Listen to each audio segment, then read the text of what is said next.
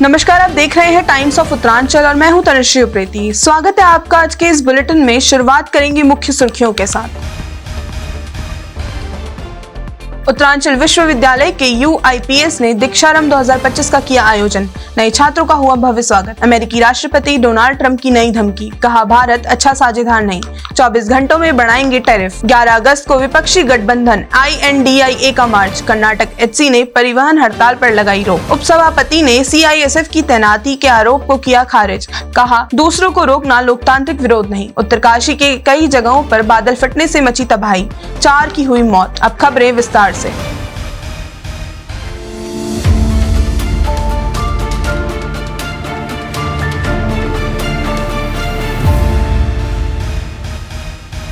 चार अगस्त 2025 को उत्तरांचल यूनिवर्सिटी के फार्मेसी संस्थान UIPS में दीक्षारंभ 2025 कार्यक्रम आयोजित किया गया। इस अवसर पर कॉलेज के vice chancellor professor doctor Dharmbuddhi, pro vice chancellor professor doctor Rajesh Bahuguna और अन्य गणमान्य अतिथि मौजूद रहे। खास वक्ताओं ने छात्रों को फार्मेसी करियर, अनुशासन और स्वास्थ्य सेवा में नैतिकता के महत्व पर प्रेरित किया।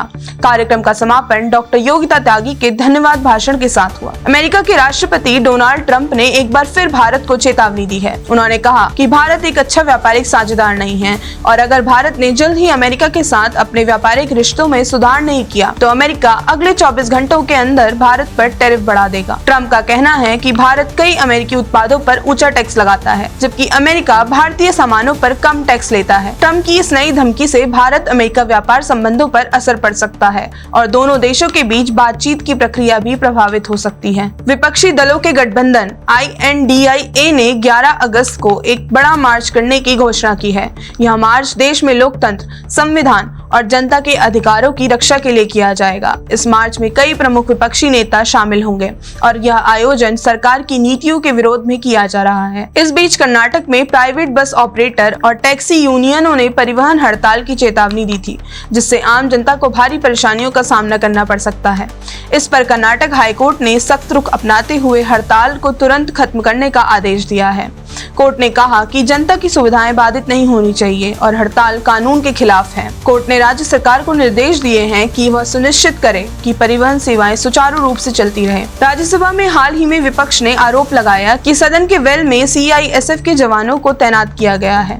इस पर विपक्ष के नेता मल्लिकार्जुन खड़गे ने सवाल उठाया कि क्या सांसदों को आतंकवादी समझा जा रहा है। उन्होंने इसे लोकतांत्रिक विरोध का हनन बताया। जवाब में उपसभापति हरिवंश नारायण सिंह ने इन आरोपों को खारिज कर दिया और साफ कहा कि संसद में CISF की तैनाती नहीं की गई है। उन्होंने बताया कि संसद की सुरक्षा में सिर्फ मार्शल होते हैं, न कि कोई पुलिस या सेना बल। उन्होंने यह भी कहा कि लोकतंत्र में विरोध करना अधिकार है, लेकिन दूसरे को बोलने से रोकना या सदन को बाधित करना लोकतांत्रिक विरोध नहीं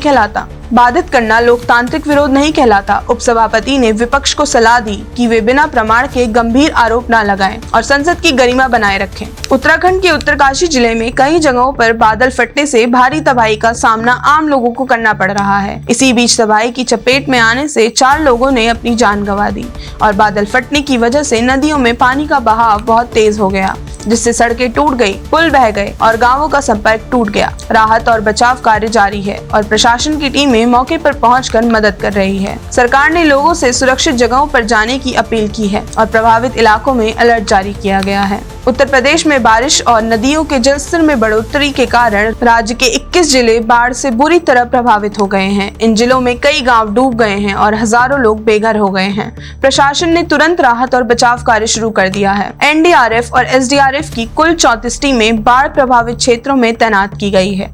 कई इलाकों में नावों के जरिए लोगों को निकाला जा रहा है। सरकार ने अस्थायी राहत शिविर भी बनाए हैं, जहां प्रभावित लोगों को रहने, खाने और स्वास्थ्य सुविधाएं दी जा रही हैं। मुख्यमंत्री योगी आदित्यनाथ ने हालत पर नजर रखने के निर्देश दिए हैं और अधिकारियों से कहा है कि किसी भी हालत में लोगों को दिक्कत न होने दी जाए। प्रशासन लगातार हालात पर नजर रखे हुए है और जरूरत पड़ने पर और टीमें भेजने की तैयारी भी की जा रही है। बिहार सरकार ने एक अहम फैसला लेते हुए राज्य के प्रत्येक विधानसभा क्षेत्र में छात्रों के लिए डिजिटल लाइब्रेरी बनाने की मंजूरी दी है। इस फैसले पर मोहर हाल ही में हुई राज्य कैबिनेट की बैठक में लगी। इस योजना का उद्देश्य छात्रों को आधुनिक शिक्षा संसाधनों से जोड़ना और उन्हें प्रतियोगी परीक्षाओं की तैयारी में मदद देना है। डिजिटल लाइब्रेरी में इंटरनेट की सुविधा, e books, online course, video lecture और अन्य शैक्षणिक सामग्री उपलब्ध कराई जाएगी। इससे खासकर ग्रामीण और पिछड़े इलाकों के छात्रों को पढ़ाई में मदद मिलेगी। स्वतंत्रता दिवस से पहले दिल्ली के लाल किले में सुरक्षा व्यवस्था को लेकर एक बड़ी चूक सामने आई है। जानकारी के अनुसार एक डमी बस बिना किसी रोक टोक के लाल किले के अंदर घुस गई। यह घटना सुरक्षा एजेंसियों और पुलिस की लापरवाही को दिखाती है, क्योंकि इतने महत्वपूर्ण और संवेदनशील स्थान पर किसी अनजान वाहन का ऐसे पहुंच जाना एक गंभीर मामला है। बताया जा रहा है कि बस बिना जांच के ही सुरक्षा घेरे को पार कर गई। जब यह मामला उच्च अधिकारियों तक पहुंचा तो तुरंत कार्रवाई की गई। इस लापरवाही के लिए 7 पुलिसकर्मियों को निलंबित कर दिया गया है। 2008 में महाराष्ट्र के मालेगांव में हुए धमाके पर फिल्म बनने जा रही है। यह फिल्म उस धमाके की सच्ची घटना और उससे जुड़े विवादों पर आधारित होगी। बताया जा रहा है कि इस फिल्म की शूटिंग इसी साल के अंत में शुरू होगी। मालेगांव विस्फोट एक बड़ा आतंकी हमला था, जिसमें कई लोग मारे गए और दर्जनों घायल हो गए थे। इस घटना ने पूरे देश को हिला दिया था और इसके बाद लंबी जांच और कई राजनीतिक बहसें भी हुई थी। फिल्म के निर्माता और निर्देशक ने बताया कि वे इस विषय को बहुत ही संवेदनशीलता और जिम्मेदारी के साथ पेश करेंगे। फिल्म में कुछ जाने माने कलाकारों के शामिल होने की भी संभावना है। भारतीय क्रिकेट कंट्रोल बोर्ड BCCI अब खिलाड़ियों के रवैये को लेकर सख्त रुख अपनाने की तैयारी में है। हाल ही में एक रिपोर्ट में खुलासा हुआ कि BCCI अब उन खिलाड़ियों पर नजर रखने जा रहा है जो अपनी मर्जी से केवल IPL या कुछ खास अंतर्राष्ट्रीय मैचों में ही खेलना पसंद करते हैं और घरेलू क्रिकेट या अन्य सीरीज से दूरी बना लेते हैं।